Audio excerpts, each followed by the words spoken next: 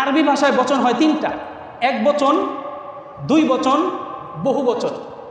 যদি জগৎ দুইটা হইতো তাহলে আলহামদু সূরার মাঝে এভাবে বলা হতো, আলহামদুলিল্লাহি রাব্বিল আলামিন।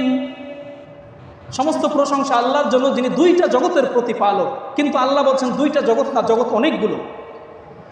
মুফাসসিরিনে কেরাম বলেন, একটা হলো এই দুনিয়ার জগৎ, আর একটা হলো রূহের জগৎ, আর একটা হলো কবরের জগৎ, আর একটা হলো স্বপ্নের জগৎ, আর একটা হলো পরকালের জগৎ।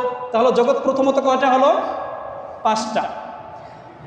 এমনিভাবে এই দুনিয়ার যে জগৎটা, এই দুনিয়ার জগতের মাঝে আরো lakh lakh crore crore million trillion octillion সেপ্টেলিয়ন এরকম জগৎ রয়েছে এই মহাবিশ্বের মাঝে। বলেন সুবহানাল্লাহ। আমাদের এই পৃথিবী সৌরজগতের অন্তর্ভুক্ত। এই সৌরজগৎ মিল্কওয়ে গ্যালাক্সির অন্তর্ভুক্ত। সেই মিল্কওয়ে গ্যালাক্সিটা আবার লোকাল গ্রুপ অফ গ্যালাক্সির অন্তর্ভুক্ত। সেই লোকাল গ্রুপ অফ গ্যালাক্সি আবার সুপার ক্লাস্টারের অন্তর্ভুক্ত। এইভাবে দেখা যায় আমাদের এই লোকাল গ্রুপ অফ গ্যালাক্সির মাঝে কোটি কোটি এরকম জগৎ আছে। সুপার ক্লাস্টারের মাঝে আবার লক্ষ লক্ষ কোটি কোটি এরকম জগৎ আছে। অতএব আমরা জানতে পারলাম জগৎ দুইটা না, জগৎ লক্ষ লক্ষ কোটি কোটি জগৎ এই দুনিয়ার মাঝেই আছে।